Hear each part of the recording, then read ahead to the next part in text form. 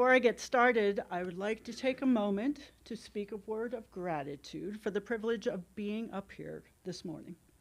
I understand that while Reverend Lane is away, I and the other practitioners represent the overall consciousness of our center, and therefore we don't take that privilege lightly. That said, I'm going to translate that statement into the language of a chicken. One might say that our mother hen, who is no spring chicken, has flown the coop this weekend, and in the established pecking order, it is my turn to cackle on about deep thoughts like, why did the chicken cross the road? Which came first, the chicken or the egg? So though I don't intend to walk on eggshells, neither will I put all my eggs in one basket and assume that my subject matter will be well received. But you can't make an omelet without breaking a few eggs. So Keith asked me this morning, generally, when I do a talk, I have some sort of prop to illustrate what I'm going to talk about. And today, I do not have a physical prop, but I do have a video that I am going to ask Rebecca to play. And it's a short one, and lays it out.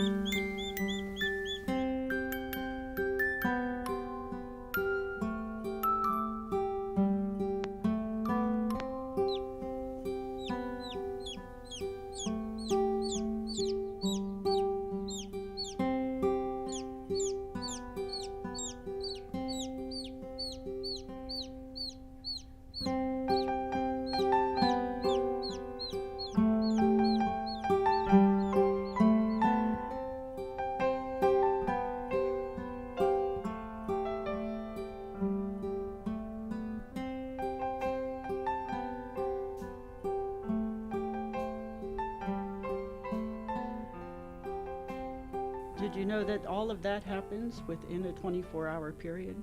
That little chicken's ready to go. So have you ever really thought about how many sayings there are that include chickens and eggs? I asked Reverend Lane once what it was that people needed to hear on a Sunday morning, and she replied that people come here to be spiritually fed. I had to think about that. What does one feed a group of people with diverse appetites? The other night we began our adventure of summer camp, and Lane encouraged us to step out into nature and reacquaint ourselves with all the ways the universe offers reminders that we are part of something so much bigger than ourselves. And we went around the room and offered a word to describe what nature means to us, words like beauty, serenity, happiness. The next morning, before I sat down to try to gather my own thoughts about what to say this morning, I grabbed a couple of brown-shelled eggs from the fridge, which were a gift from my friend Vivian, who was emptying out her refrigerator because she was going up to our old stomping grounds in New Hampshire. Most of our adult lives, Vivian and I have lived far apart from each other, but she just happens to live nearby now. So Vivian and I became friends when I moved to Walpole, New Hampshire in 1974. We were 10 years old. She was one of the first to welcome me when we had to relocate from suburban Long Island to a rural property my parents had purchased a few years earlier, just prior to a catastrophic health event that made it impossible for my dad to continue as a senior minister of a large church. So Walpole is one of those picturesque, quaint little New England towns, looks like something out of a snow globe or Norman Rockwell painting. It has tall church steeples, colonial-style houses, and of course a town common where people would gather together. Especially on Sunday nights, there would be a band concert, and everybody would bring their lawn chairs and park. Everybody in the town just showed up. So the farm The property I lived on, it was kind of a year-round summer camp. We could swim and hike and explore without restriction. We had a hay barn that gave us the opportunity to learn architecture and construction as we built things out of hay bales, and we got stronger. And we learned the science of agriculture through growing our own food supply. We had a massive garden that had a lot of weeds in it, and my mom would pay us a penny apiece to pick bugs off the tomato plants. But as much beauty as there was in that nature, there was also, wouldn't say it's the opposite of beauty, but there was more. There was more than just that. One of my first memories of living in the farm community happened just days after Vivian and I started 5th grade. A boy in our class had been working at his farm, and a piece of his clothing had gotten caught in one of the pieces of machinery. He spent several months in the hospital, and though he recovered, he carried scars for the rest of his life. And many of my friends grew up that way up there.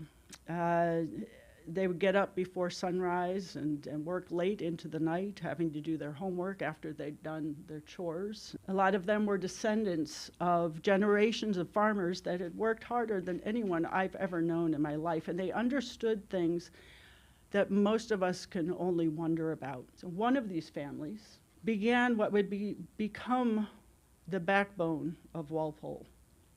In 1914, the 3 Hubbard brothers, Oliver, Leslie, and Austin, under the guidance of their father Ira, began incubating and hatching fertilized eggs in their basement. Their fascination with the process led them to continue learning about the science of poultry production and how they might contribute to the health of the flock, thereby increasing its population and being able to feed more people. During that time, as the Depression came on, it became really important that people be able to raise their own food.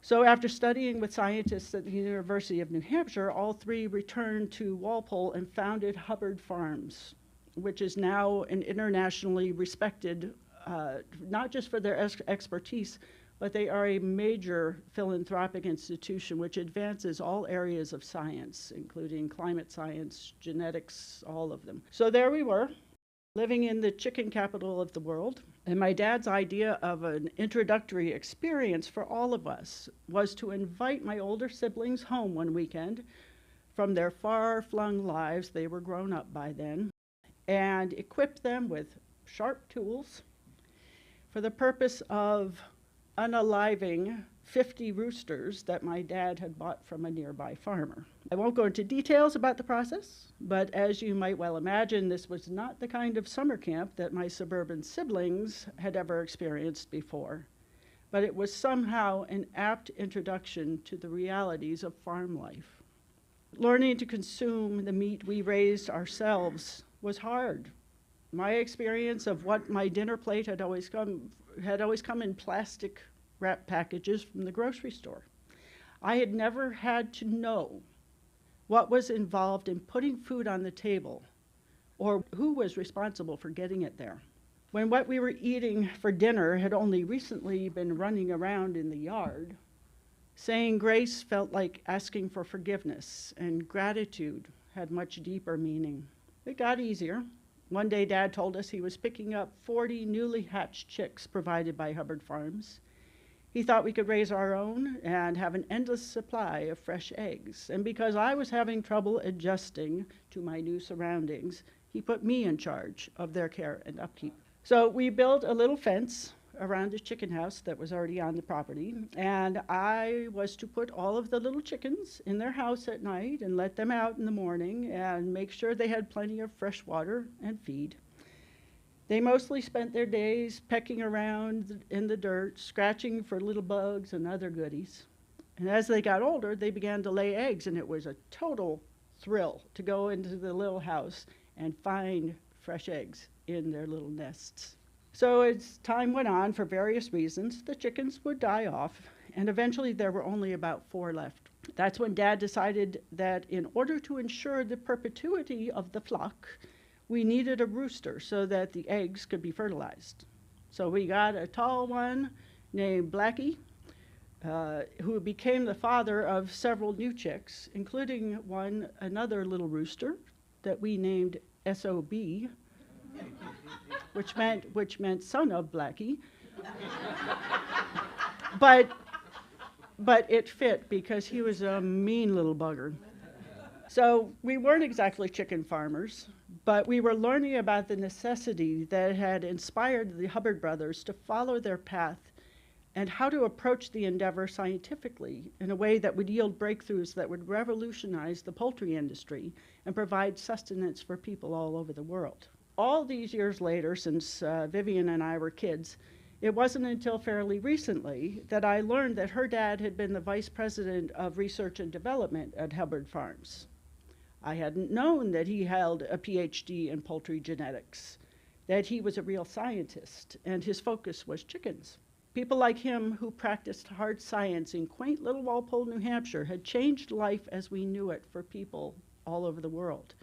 They had made it possible for those in non-rural areas to have a vital source of protein without having to raise it themselves. So as I was working on writing this talk, I was reminded of the early classes that we teach here at CSLTB when we talk about how what we focus on begins to show up around us. We use the phrase, energy flows where attention goes. So as I was driving up the highway the other day, I came up behind a pickup truck and saw a sticker on the back window that said www.hubbard.com. It's not a common name. So I thought, whoa, interesting. So I winked at Spirit and said, see what you did there. But what really blew me away was that as I continued driving, I came upon another truck, a big grain truck, that said Walpole on it. And I thought, what are the chances that the very things that I am thinking about right now just showed up, not even just in one day, but within the space of a couple of miles? How does all of this relate to spirituality? Let me tell you how I see it. Vivian's dad and my dad were very different men. One was a scientist, and the other was a religious leader. And in a town of only 3,000 people, I don't think they ever even knew each other. I've since learned that their politics would not have been aligned today. In fact, quite the opposite of what you might expect. And they would likely have disagreed on many things. Our affirmation this morning said, I embrace the mysteries that life offers to me and remember that God is woven into every paradox I encounter. My dad and Vivian's dad were something of a paradox, but there was a common thread that wove through both of them. Each was feeding people, one literally and the other figuratively. Vivian's dad's work was about identifying and preventing disease in his flock, and my dad's work was about identifying and preventing dis-ease in his. Both were working to make sure that the greatest number of people would be nourished in all the ways they needed to be. For me, this is the heart of what we teach here. The RScP at the end of my name stands for Religious Science Practitioner, which means that I and my fellow practitioners are certified to work with people to help them reconcile these seeming disparities in order to recognize that no matter how separate we might think ourselves to be, one of the primary ways that we are connected is through the idea that we are all here to feed and be fed, and we take turns fulfilling each role. Ernest Holmes, the founder of this particular philosophy, believed that spirituality was best approached scientifically. He believed that the universe is governed by a universal mind which acts as an impersonal mechanical law of cause and effect. Like the law of gravity, it does not judge. It simply receives the impress of human thought and reflects it back into physical conditions. He also believed that because God is omnipresent, the highest God and the innermost God are one and the same. God becomes personal to anyone who feels this indwelling divine presence and actively communicates with it. So when you add the impersonal, objective measurement of how life shows up to the idea that we have the ability to interact with this power that sets everything into motion, our ability to create is infinite. Any area of fascination, when followed through with curiosity and willingness to explore, has the potential to become something greater than we can imagine. Whether they knew it or not, Vivian's dad and my dad were practicing these two aspects, which Ernest Holmes considered to be necessary parts of a single view, a single reality. And they speak to the principles that inform both our human and spiritual lives. So growing up so close to nature gave me a deep appreciation for the cycles of creation. Here are 3 human things I learned through my experience of growing up on a farm and raising chickens. The yolk of an egg is the food supply for a developing chick while it is inside the egg. It is jam-packed with protein, vitamins, and minerals, and it's considered a superfood. A chicken, a little chick, has a little tiny tooth at the end of its beak, and its one-time use is to peck a hole in the shell to start the process of hatching. And as the video stated, you must resist the temptation to interfere with the hatching process. A chick must do the work itself if it is going to thrive. I learned the hard way that to give in to impatience and remove even the tiniest bit of shell is to doom that chick. This last point has probably had a greater impact for me as I was forced to accept the reality that death is common on a farm, and that to dwell on it only takes away from what is still alive.